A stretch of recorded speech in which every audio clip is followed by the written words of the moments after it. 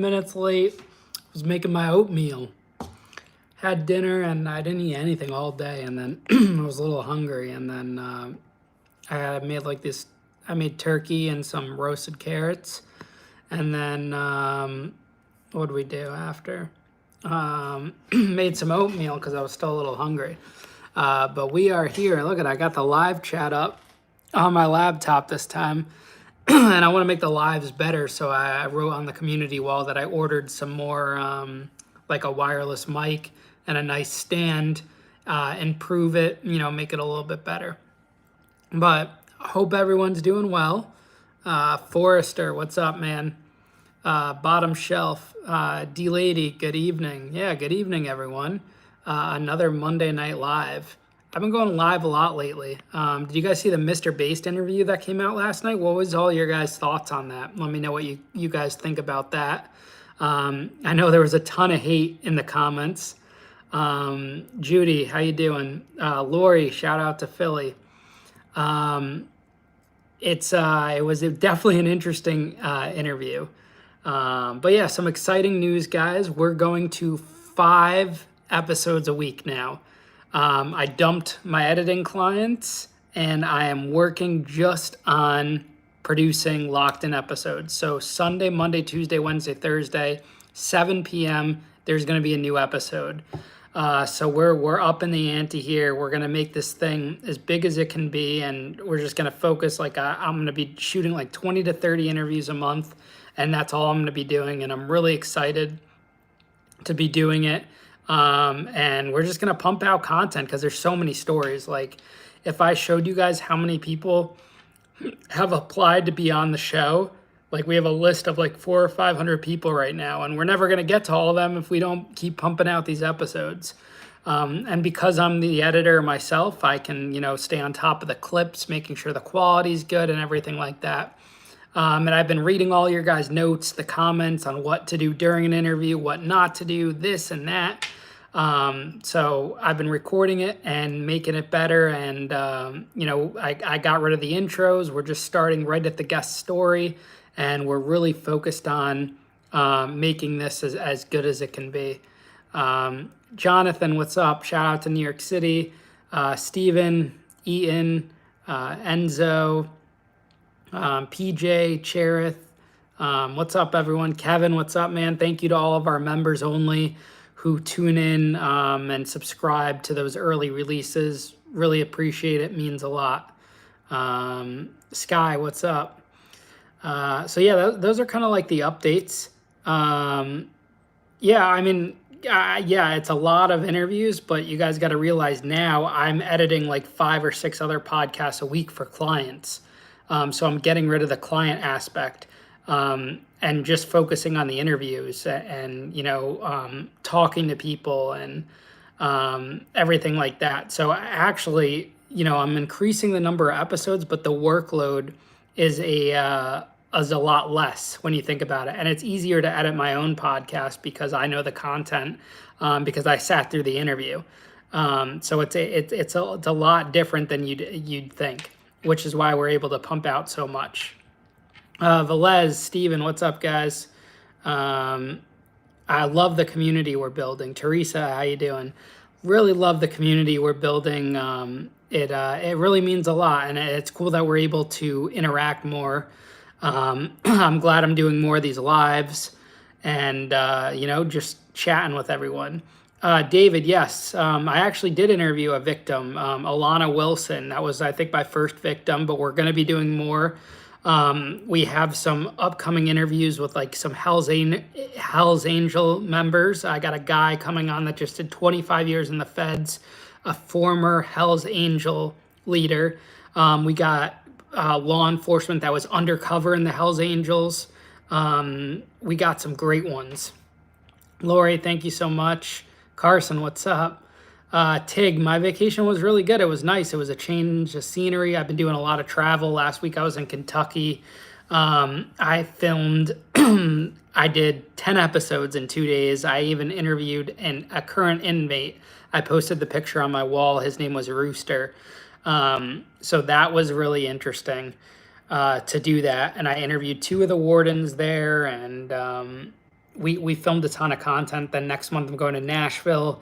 I don't know if you guys remember the episode with William Cope, but I'm going to be going into his correctional facility again, interviewing some staff, inmates, going there with JD Delay. So we're going to shoot some content. I'll be with JD Delay in a couple weeks.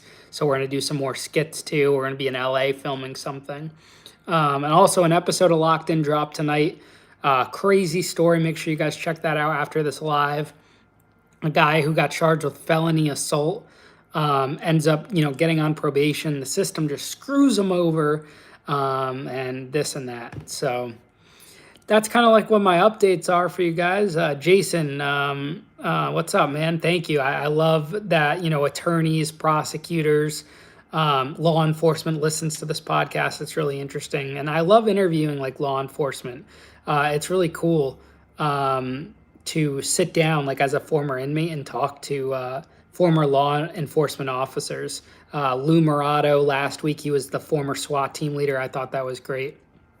Yeah, Matty Cash, I thought Mr. Based, he gets a lot of hate, but everyone's entitled to share their story. That's what's unique about this platform too. So he got the chance to explain his side of the story, and that's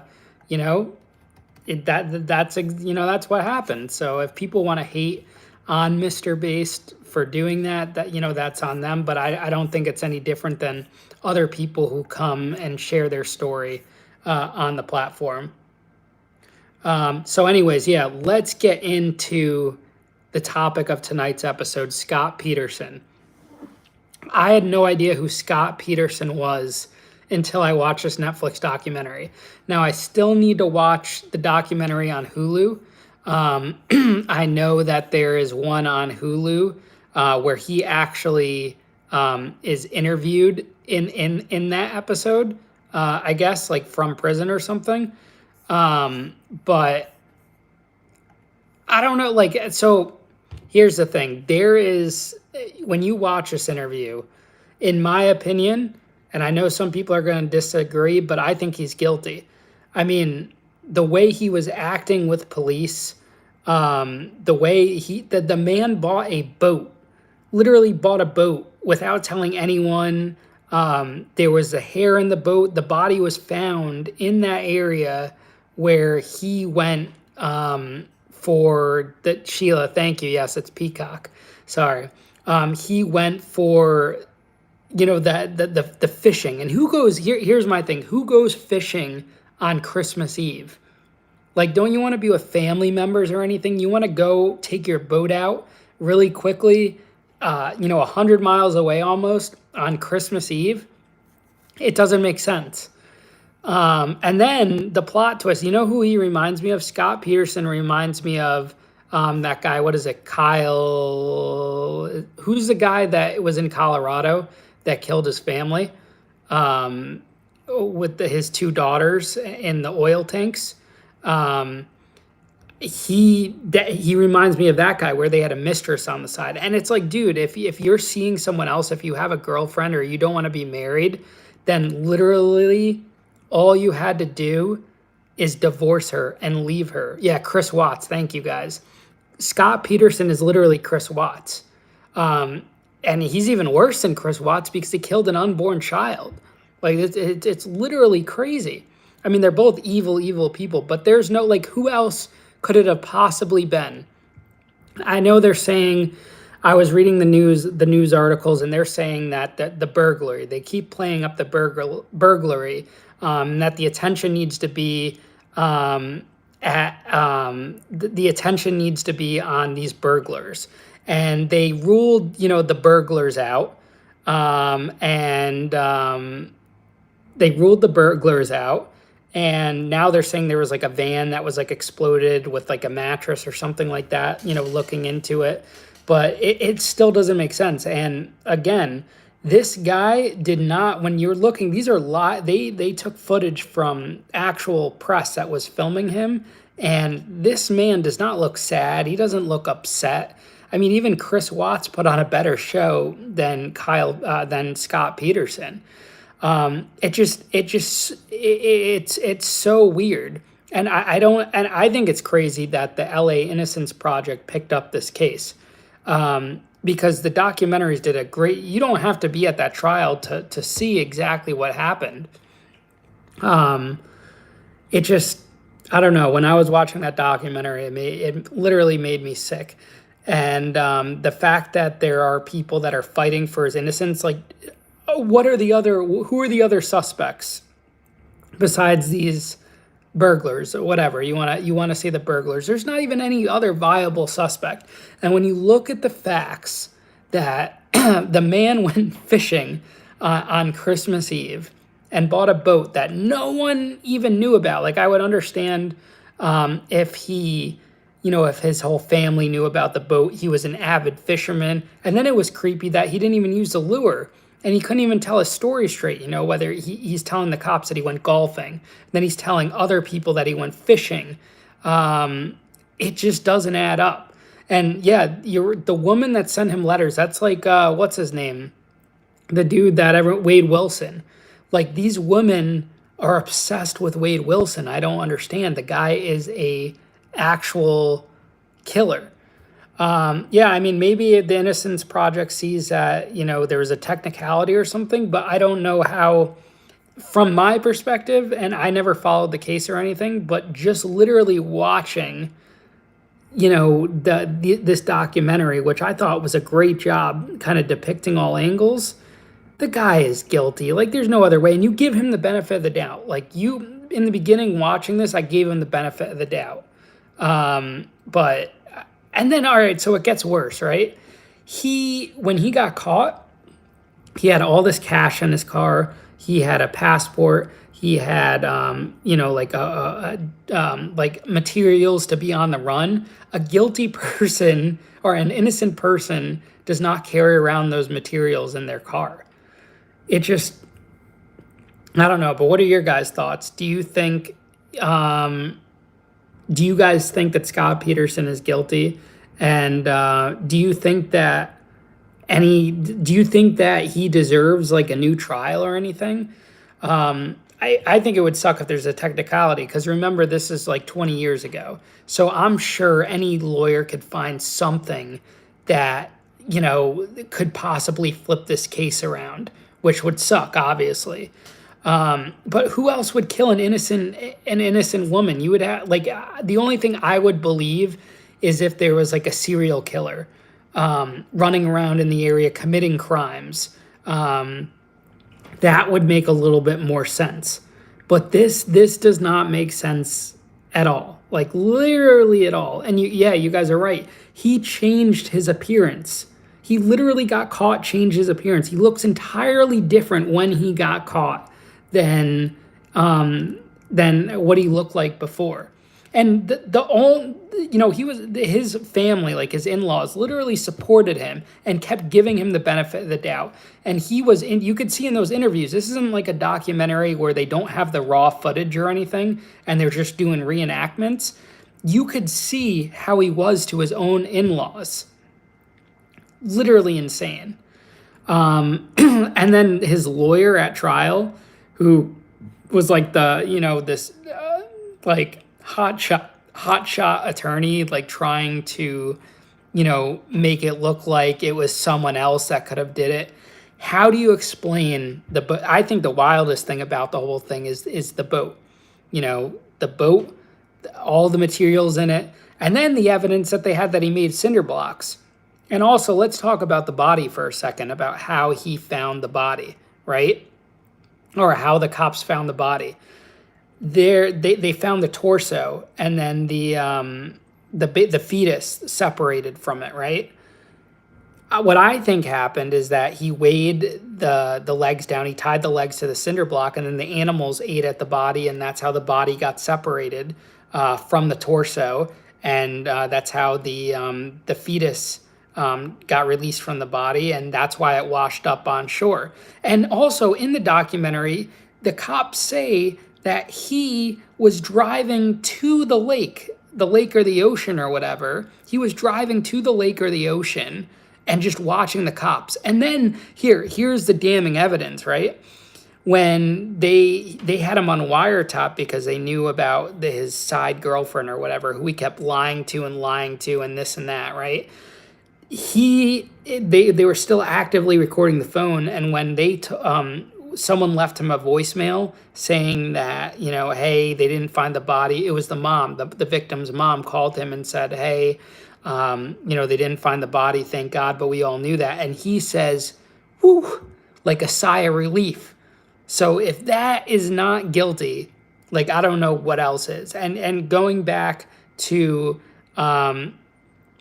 Watts, Christopher Watts, who we were talking about earlier, he did a better job expressing that, he was kind of like wanting his wife and looking. Scott Peterson didn't even care. He's just like he's nonchalant. I don't know. I think it's crazy when you look at, some of these technicalities that happen that people get off at. Like, here's another great example, right? I'm looking at, thank you, JoJo. I appreciate you, man. You're always a day one supporter. I'm looking at the case with Coburger, right? Brian Coburger. His attorney, like, how do you sleep at night defending literally the only suspect? And I know everyone's entitled to their own trial and this and that, but seriously, this guy, if that's any more of a clear-cut case, like, he was stalking one of those girls. The Brian Coburger thing is literally nuts. And his attorney drives me nuts. And the fact that they want to literally move his state, I think he gets convicted either way. Whether the trial's in a different city or somewhere else, I don't think it matters. I feel like he's going to be convicted because who else is the other suspect? Who would want to kill these innocent people? And he has the body type, and he thought he could pull off the perfect crime. He literally did. He was a cocky son of a gun, and he didn't get away with it. He made mistakes. All of these killers make mistakes. They all go down eventually. But hey, Crime and Entertainment, what's up, my friend? Happy birthday to you, by the way, too. And I 100%, for those of you guys joining the chat, I think Scott Peterson is guilty, 100%. There's just no way. Someone give me a good theory. Someone please give me a good theory in this chat of why you think Scott Peterson is innocent. Like, what even could be the logical explanation? Maria, how you doing? Flag on my arm. I don't have a flag. I have the Harry Potter symbol, and then that's the strength in kanji Japanese. And see, I have the same symbol on my wall right there. Yeah, so drop that in the comments. Also, guys, I want to get your opinion. I did a poll on this the other night. Do you want, on my lives, there's always going to be Q&A in these lives, obviously, so that's a given. But do you guys want to see me telling more of my prison stories, or do you want to see me, like, kind of diving into these cases? Like, I know a lot of the other prison YouTubers did that. Do this kind of stuff too, but do you guys want, like, my take? Like, we're talking about Scott Peterson, we could talk about other cases, and obviously we'll loop in, like, the Q&A stuff and talking about that. Let me know what you guys think about that and what you guys want to see. Yeah, I was in prison for 3 years. For those of you guys that are new to the channel, I know we've been getting a ton of new subscribers and stuff. The flag on my shirt is the American flag. Right there. Yeah, I think it would be pretty cool to analyze some of these cases and give my point of view and talk about some of these cases. I was watching, it was another doc I was watching, the Greg Kelly. You guys got to see that one. That's on Showtime if you have Paramount. He's literally, long story short, he is wrongfully convicted. I reached out to him today on Instagram. Hopefully he answers because I want to interview him. It says he's in New York City. If anyone knows Greg Kelly, let me know. But this guy was in high school and wrongfully convicted of assault of a kid. Literally crazy. Yeah, Velez, I'm in touch with one of the Flores twins. He's got to wait till his deal is up with 50 Cent before he could do interviews. But yeah. Uh, yeah, I think I'm definitely gonna. I'll mix it up. Like maybe one live we do about my story, one live we do about these cases, like diving into these cases. I feel like I could give an interesting perspective on this, and also, I wonder how do you guys think Scott Peterson was treated when he first got to prison? Because like we hear like you hear all of this, everyone's talking about like how Wade Wilson and the gangs and this and that are being treated and stuff, but you know, some of these murderers that went in, you know, like 20, 30 years ago, I wonder how they were treated, because obviously prison politics are way different than they are now. And you know, now there's social media and everyone, you can kind of see which prisons they're in and stuff like that. I mean, look at the Derek Chauvin, the cop that, you know, got arrested and charged and found guilty. He got stabbed in prison. They found him and they stabbed him. I don't think he'll really ever be safe in prison, no matter where they send him. These guys, yeah, I mean, I feel like these prisons, you know, it almost makes you think when you hear about these high profile cases like the Wade Wilsons, the Christopher Watts, all of these guys, right? They um, they get out in Gen Pop and they get stabbed or attacked by gangs. I think the prison does that to them on purpose, right? How could they not? Like, why? You know, these guys are going, like a Derek Chauvin, exactly who we were just talking about. You know, these guys are targets going into prison. So why are you putting them on Gen Pop? It doesn't make sense. Like, lock them in a cell, let it be like how it is, and leave it at that. It just, I don't know. It just seems really crazy. Also, there's another case. This one I don't even think has really been like gotten attention before. Let me look this up real quick. You guys got to hear about this case. This is pretty insane. It was in Connecticut. Connecticut man kills parents. Hang on, let me give you his name. This was a few years ago, and this is like a couple towns over. Kyle Navin. Let me pull this up and show you guys. Look up this case. This is insane. The Kyle Navin case. This dude was high on drugs and literally killed his parents to get the inheritance because they like pissed him off and this and that. Literally crazy. That's a story. Like, I don't know if this has even been a documentary yet. I got to look this up. This happened a few years ago. He was at the federal facility I was at, but I was there before he got there.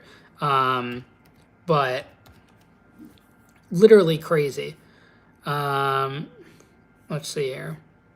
Yeah, Kyle Navin shot and killed both parents in separate incidents on August 4th, 2015, and later buried their bodies under debris in a yard, like one of their friends' yards. This is it, guys. Look this up. He got 55 years in prison right here in Connecticut. Literally so young. He was in his 20s. Fought the case to the bitter end. Like, literally a crazy case. It's got to be tough, you know, to literally be the attorneys representing these guys. Like, when you know your client is guilty and there's not even a chance. And I know they have to take it to trial because maybe they're fighting for the death penalty, or, you know, they're working some angle or whatever it is. You know, I totally understand that. But you're doing your job. But it's got to be tough. Like, imagine being at like Christmas dinner or Thanksgiving dinner and everyone knows you're representing like a Wade Wilson, for example. Everyone wants to know about that. Everyone's interested about that. So Jason, take care, man. You know, thanks for joining the chat. Also, here's another question for you guys. How do you feel about the jury system in the U.S.? Like, do you think it's fair? Because here's my issue with the jury system. And I don't think it's made for modern times, and that's because like the judges, and I went to I went to trial. I was in a trial, fighting for my life, with my charges, and what I realized is that like the judge will constantly say, "Don't look up the case, don't do this, don't do that," and even like jurors when they're screening the jury, like, have you heard anything about this case? Like the Donald Trump case, for example. There's no one in America that doesn't know who Donald Trump is unless they're living under a rock. So you're telling me a jury who say is like on Donald Trump's thing is not going to Google the charges against him, the news articles, this and that? It's a screwed up system. Like there needs to be another alternative to that because no one's getting a fair trial. Obviously, there's cases where there's DNA evidence and it's very cut and dry. Granted, there are some instances where the DNA or it gets messed up or there's another person or whatever. There's mistakes made, right? Corrupt cops, whatever. But the fact is that there are cases like where it's he said versus she said and this and that. It is screwed up. It's completely screwed up. It's not a fair system. Like Donald Trump's case is not a cut and dry thing. It comes down to whether you like him or don't like him on the jury. So it just the system is set up to make you fail, and that's like a topic we covered in Eddie. What's up, man? That's a topic we covered in tonight's episode that just dropped. This guy he's in college and he gets into a bar fight, right? First time offender, or not a bar fight, a college fight, right? First time offender, gets sentenced to probation, pretty normal, right? No one died, this and that. A bunch of people were in the fight. And then he violates probation for random shit like drinking. He was 21 at the time. They said he couldn't even drink. This, that, like different things. And then next thing you know, he's serving a multiple year prison sentence. How is that, fair? This is the episode I'm talking about right here. It just came out. Make sure you guys check that out. It just dropped. And then also, that was the King of All Pimps episode, Mr. Based. Let me know what your guys' thoughts are on the Mr. Based episode too. But yeah, it's just, I don't know. It's just, I feel like if you're not sequestering the jury, right? And I'm not saying that sequestering the jury is literally fair unless you're paying someone, that amount, like to leave their job and be sequestered. But come on, like we got to do better as Americans, as the system. Like there needs to be some more accountability. And also, here's the thing about judges. This is what pisses me off about judges is that judges are supposed to be fair and impartial, but they work with the prosecutors. They work with the court systems, with the government. They're not really fair and impartial. They're appointed by government. They're not elected. I think they are appointed by like the president. Federal judges, and then you have your state judges, this and that. It's not a fair system. And yeah, Velez, that's a great point. If you don't have money, so in the feds, if you don't have money, a public defender is almost as good as a paid lawyer because there's not really a public defender system. It's just other attorneys that have their own practices. But in the state court, there's some public defenders that are not great public defenders. Obviously, there's some good ones. We've had good ones on the show, public defenders. But there are some terrible ones that don't give two shits about people. And they literally just set you out to dry. And their caseloads are so big. How can, if you're charged with something and you go to a state court and you don't have the money to pay for an attorney and you get assigned a public defender, that public defender could have like 100 other cases on his caseload. Do you think he has time to go? He's not dropping all those other cases to take yours to trial. It's so spread thin. And yeah, the jury is not paid enough. I got requested for jury duty last year, which is pretty funny. Being a felon, I got excused. I actually wanted to see the whole case through, but I guess the thing got resolved or whatever. But it's like $20 a day, and I guess like a lunch. What about these trials that are like a month or 2 months long? You're expecting this jury to just like give up everything and do this? I don't know. It's it's uh it's sick. It's corrupt. The more and more I interview people that are in the system, the more and more I realize how corrupt. And I knew it was corrupt from when I went through the system. You know, the system, once they have you in their sights, then you're done. You know, your goose is cooked. Now, listen, here's the flip side to this, right? And we have to weigh like the pros and cons of the system. Like the system is like it works in some scenarios. Like we're talking about Scott Peterson on tonight's live, and you know people would say, oh well, you know if the system was unfair or this and that, then you know he wouldn't have been convicted, and you know the same thing could have been flipped around on you and yada yada. I think when you're dealing with, there's outliers to what I'm yapping about right now.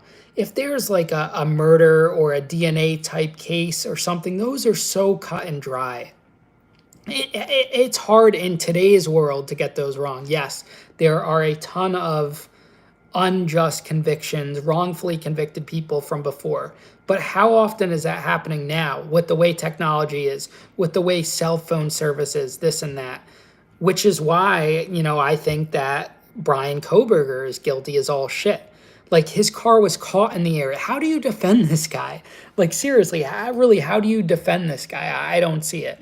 And he's safe right now in like a county jail wherever they're holding him because they want him to see the light of day. But I guarantee you, as soon as he goes to a state prison or something, his goose is cooked.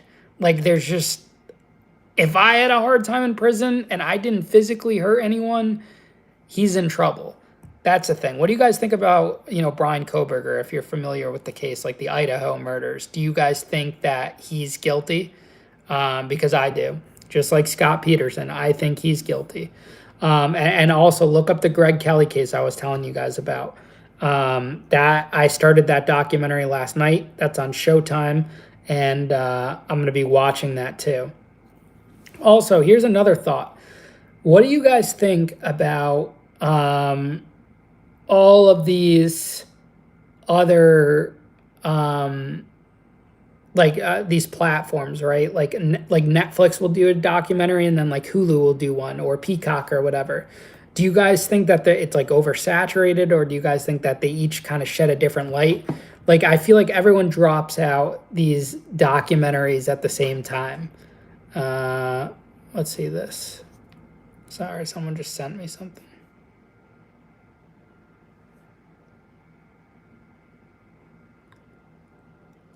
Damn, someone's shitting on Mr. Beast or Mr. Based. They came out with something saying Mr. Based, the world's most disgusting streamer. What is wrong with people, man? It's what people literally make content hating on other people. I don't get it. It doesn't make sense. All of these people that just literally just shit on other people.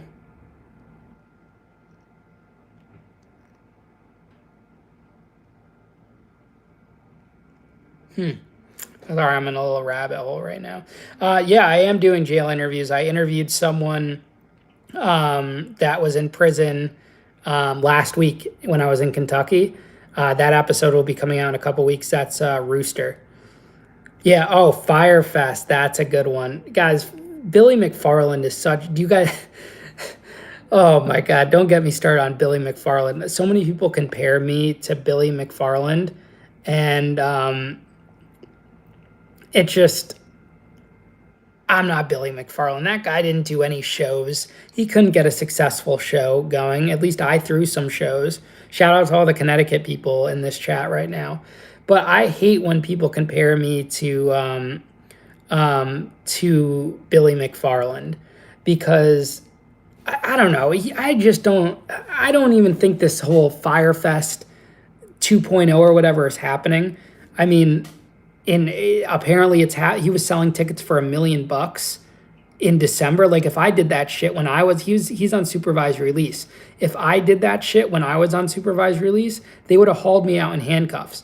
And he's literally charging like $1 million a ticket. Let's like for this. I don't know how he's getting away with it, like doing this all over again. And he's been kind of quiet on social media right now, but I think it's literally he's full of shit. And I tried to book Billy McFarland, right?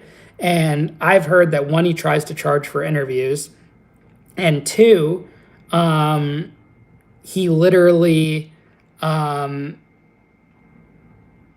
was messaging with him and he sends me through like 5 or 6 different ones of his managers. And he literally says that, you know, he couldn't do the interview because he's a felon and I'm a felon, yada, yada, some bullshit. But it's literally always something. It's just crazy. Yeah, I would love to interview Mike Malak. I'm hoping like the Tyson team connects me to him. He did an interview together. Ivana, welcome to the Locked In membership. Yeah, bro literally has 5 managers. Oh, also, do you guys do you guys want some tea? Do you guys want some dirt right now? I'm gonna tell you guys something funny. Let me pull up the name. Who in here knows? Do you guys know Charleston White and Anthony Dewberry? Let me know if you guys know who that is. Charleston White and Anthony Dewberry. I'm going to give that a second to populate in the chat, and then let me know if you guys know them or not. And then I'm going to tell you guys a little bit of dirt on these individuals. All right, I'm going to tell you guys some screwed up shit. I'll let everyone respond, right?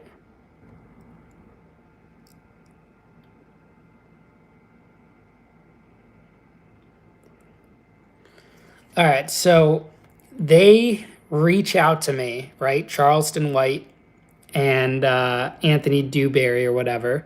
Their manager or booking agent reaches out to me. And they were like, hey, we'd love to come on the show. I booked the date with them. I've never personally heard of them before. I guess one of them, Charleston, I think, went to prison for murder or something. I think one of them has a YouTube following, but their Instagram followings aren't that big. I have more followings than them on most of the socials, except maybe YouTube. I think I'm bigger on YouTube than one of them, but all the other socials I'm bigger. And then they were like, hey, the manager was like, can we hop on the phone too? This is after we confirmed the date. And she's like, yeah, so like we're talking. I was going over like my style of the interview. She said she'd like the channel. And then she was like, yeah, so Charleston would like a $10,000 booking fee and Anthony would like a $5,000 booking fee. But if you can't do both, you know, we can do just one of them for $5,000. Are you effing kidding me? I'm not paying anyone $10,000 to come on first off, an episode doesn't even make $10,000. But the fact that you want to charge $10,000 to come onto a podcast to talk about your experience that can change lives, like there's a lot of this for-profit BS out there. I've never heard of someone getting paid that much money to sit on a podcast. I mean, Rogan, all these people, they don't pay their guests to sit on the podcast. They just, you know, they just go on it and do it. Like, I'm never going to charge someone for me to go on their podcast.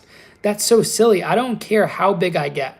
1090 Jake, I think, is bigger than them, and he didn't charge to go on my podcast. I've had way bigger guests than them.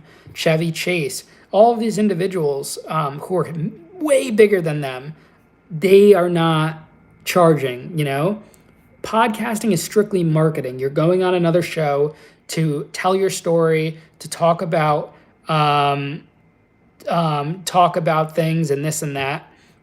I know, Vlad is the one that started all this. Vlad is the one that is paying everyone for these interviews. But I think that defeats the purpose of an interview. Great example, Billy McFarland got paid like $100K for Firefest or whatever. I think if you're doing a documentary, you should not really be paid, because then you're kind of biased. It's not a real documentary. But yeah, I was like, no, I'm good. Yeah, Chevy Chase did an interview with me. Here, I'll pull it up. If you search Chevy Chase interview on YouTube, there he is. On my show right there. Chevy Chase, baby. He was at the studio 11 months ago, almost a year ago. It was pretty crazy.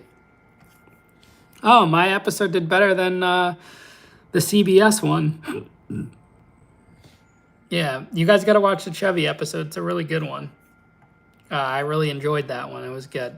I think you guys are going to like that too. Have you guys seen the Chevy Chase episode? Yeah, I think eventually I'm going to get on some of these bigger shows. Jimmy, shout out to Chicago. Eventually I'll get on these bigger shows. I haven't really been on any mainstream shows yet. I'm going next month to LA to film a documentary. Guys, we're close to a book deal too. Getting ready to sign with an agent, a book agent, and we got some really exciting things going on, which is going to be really cool. And you know, with a book comes a TV series and this and that. Yeah, I mean, I did a bunch of shorts when that Chevy episode came out. Like, I do so many episodes, you know, it's hard to keep up with all that. Let me put in the chat, though, for you guys. How do I get to the chat? I need, like, a moderator, I think, for these live streams, right? Is that what everyone says? Restore chat, here we go. I'm putting the Chevy link right there for you guys. There we go.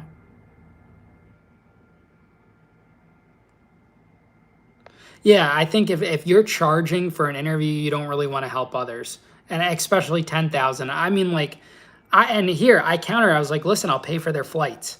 I'll pay for their flights and hotel and travel. I don't mind doing that for them. Whatever, they're big, they have a following. Okay, come on, but nothing. That's what they said. That here. Let me show you guys the red receipts right now. Where is this? Look at this. Thank you for considering Charleston White and Anthony Dewberry for the podcast. I want to clarify that both Charleston and Anthony do not do interviews without being paid a booking fee. I understand this may not align with your current practice, and I respect that. If there are any changes in the future or other opportunities where arrangements might work, please feel free to reach out. Sorry, never paying someone that much money. I think at the most, I would pay $500 at the most, and you have to be big. But otherwise, you're not about trying to change or make a difference in anyone's life if you're going to ask for 10 grand, you know. But Roderick, definitely, man, you know, reach out to me via email, ian@ianbick.com. The why bro look like the annoying kid from Polar Express. Joe, what's up, man? Yeah, they reached out to me.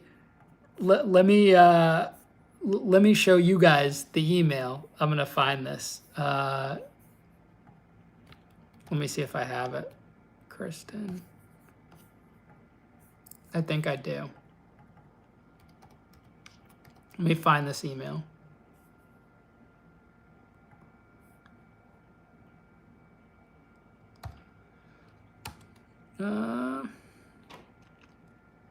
Literally sick. Oh, also, guys, remember that if you DM me on Instagram, I respond to my DMs at Ian_Bick. There's a spider on my ceiling? Where? If you want the HBO documentary, I'll happily send you the link. Yeah, listen, if Chevy didn't request to be paid, like, come on, you gotta be fucking kidding me. 10 grand for this shit? I really want to find this email so you guys see what happened.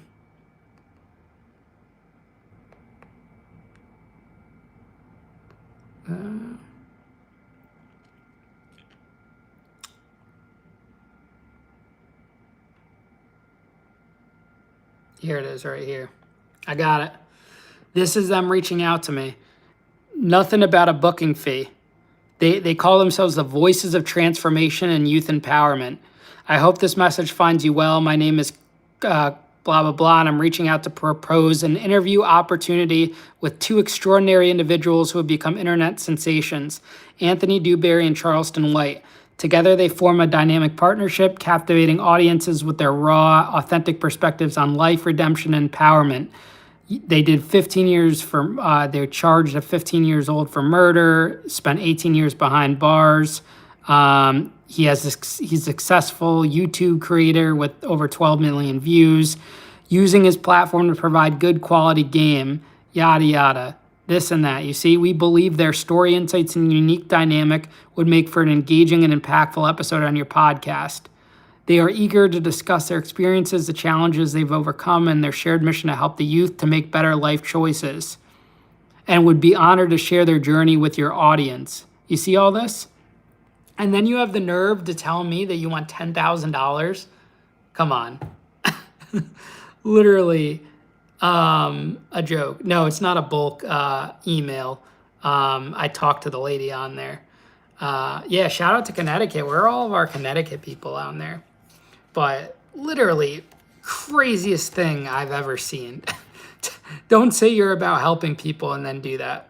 Guys, here's my Instagram, by the way. If you go here, this is my Instagram. Give me a follow. See, that's me and Chevy when we did the interview. That's me with Chevy and Mike Tyson. We got the Hulkster, David Goggins, Mike again. That was me speaking at a prison. I'm going to be going back to there. This is when Tyson did like the article on me.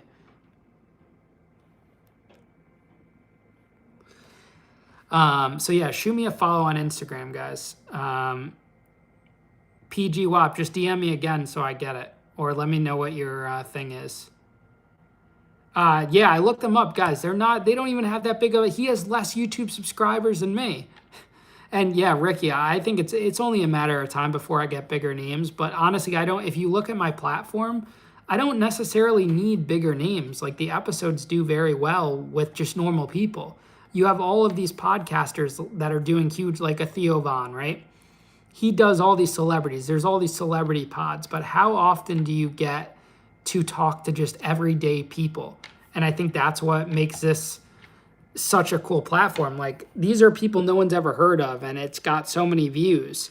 And then you look at like the audio, like there's still Spotify and Apple and everything like that the episode is out, which makes me a lot different than other prison YouTubers.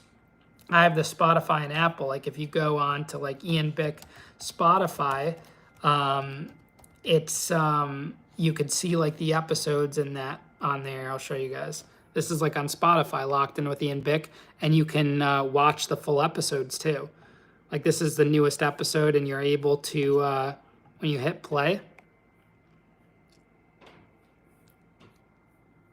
I don't know where it is. I got to figure out how to work. I've never done, oh, there it is. See, Spotify has video. So it's really cool. You can watch the full episode on Spotify. And this guy that came tonight, or that's on this episode, his name's Charlie, and they wear like these orange suits. It's really funny. No, Spotify, if you're in their video program, here's something that's really interesting. If you're in their video program, then you can have video on Spotify. So it's really cool. Yeah, I personally like the everyday stories. You know, that's what makes the platform so unique. I can literally take someone that has no following, nothing, and they come and tell their stories, and it does really well. And yeah, obviously we want other prison stories with celebrities like Martha Stewart, and this and that. Also, guys, I'm not saying, ditch YouTube. If you're on YouTube, you like YouTube, no worries. You don't have to go watch on Spotify. Just letting you guys know it's the same thing. Also, if you guys could take one quick second, guys, this is what helps tremendously. If you guys go to Apple Podcasts or Spotify, like see, here is Apple right here. If you go to Apple or Spotify and you go down to the bottom and you write a review right here, this helps me tremendously. If you guys could please go to Apple, like this is more valuable than money, anything. Just leave a review, rate it how you feel is appropriate, and write a little review right here. It literally takes you guys 30 seconds. Just go to Apple Podcasts. You could do it on Spotify too, but it doesn't let you write a review. It just lets you rate it. But if you guys could just quickly go over here and write a review, it does mean a lot. And whatnot. Tommy G, thank you for your support, man. I really appreciate it. Three-part question from Tommy G. What was the biggest lesson you've learned and applied to your life? All right, so the biggest lesson I've learned is patience.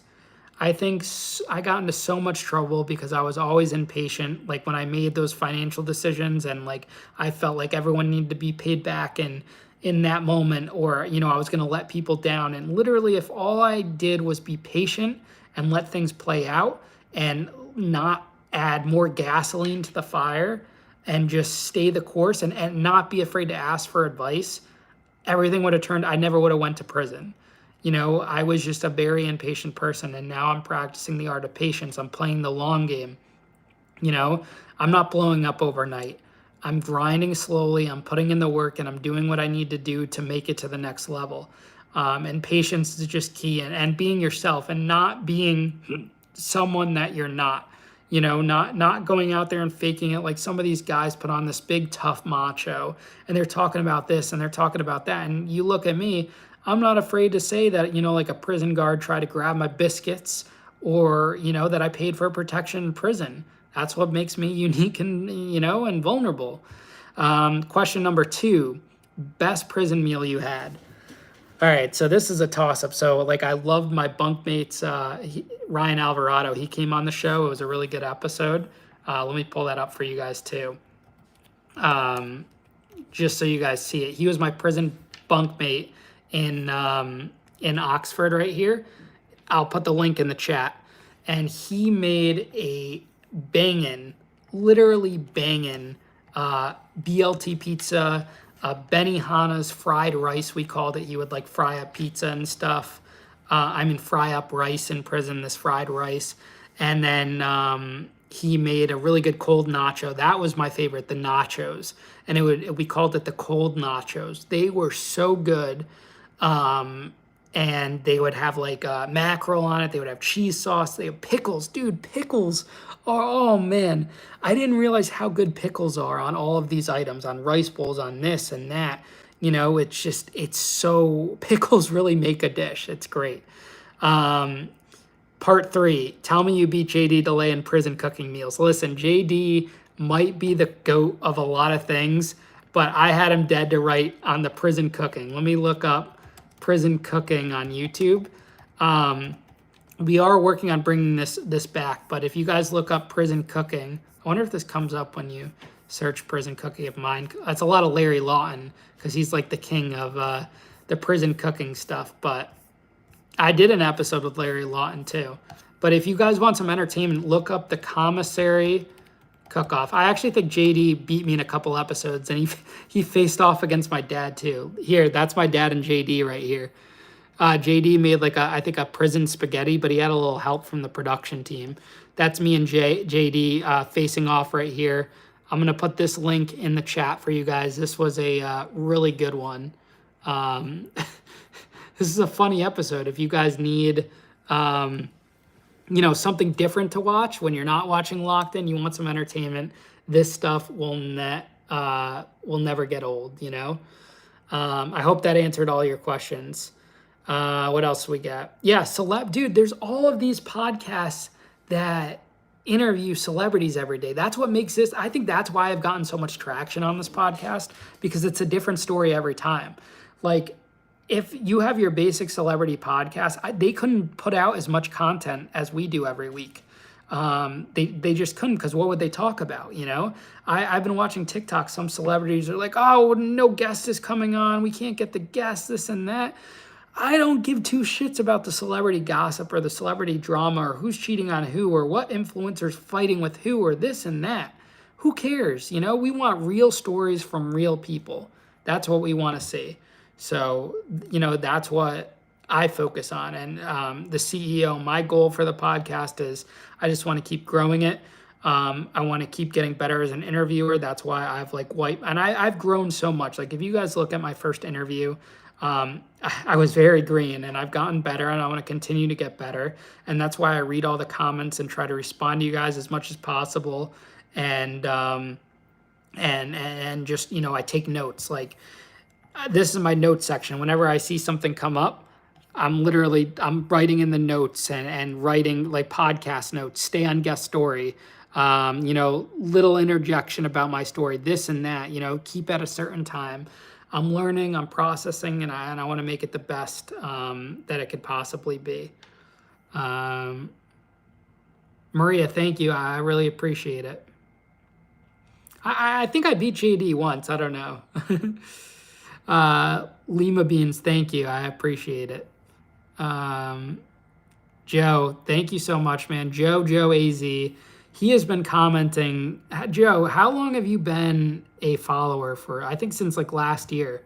You've just been, you know, so I always see you commenting on everything.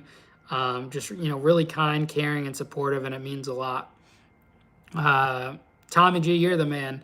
And guys, you know what does wonders is like, you know, just spreading the word to your friends, family, sharing a favorite episode. We're also going to be dropping more merch. We do have some merch now. If you go to ianbick.com, and if you use code LOCKEDIN, you get 20% off, but we're coming up with new merch, like new sayings and stuff like that. So it's not just like your basic logo. I want to get better with the merch, so we're working on all that. The links aren't usable. Tommy, thank you, man. I appreciate you. Yeah, I'm new to this whole live streaming thing. I'm not as good as JD. Yeah, you know, I'll sprinkle in celebrities from here and there. But guys, also keep in mind about something, you know. If a video on here on my YouTube has like 10 or 15,000 views, I have another 10, 15, 20,000 views on my audio, like on my Apple and Spotify. A lot of creators on YouTube, they don't have the Apple and Spotify. They only have YouTube. So, you know, I have the Apple, the Spotify, and that's growing very strongly. So, you know, we're growing. Every month we're growing. The subscribers are going up, and we're just going to keep pumping out the content. So, you know, I appreciate it. And if, you know, if you guys, you know, want to come on the show, reach out to me, and we'll make it happen. But yeah, guys, it was great chatting with you. We're going to mix up these lives here and there. Every week we go live, remember. I got the better equipment coming in this Thursday, the microphone, a good stand. And I appreciate y'all. I hope you guys all have a great week. I hope you guys enjoyed this week's episodes for Spotify and Apple. I mean, this week's episode, sorry, I got confused because I was reading a comment. Love you guys so much. And you can, if you just search Locked In with Ian Bick on Apple or Spotify, it'll pop up. But yeah, enjoy your guys' week, you know. Hope you enjoy listening to your favorite content, watching your favorite TV shows, everything like that. You know, if you guys need anything, hit me up on the gram at Ian_Bick. Apple and Spotify are free. Like YouTube, they have a premium version with no ads, but other than that, it's easy to use. So I'll see you guys next week, and peace out.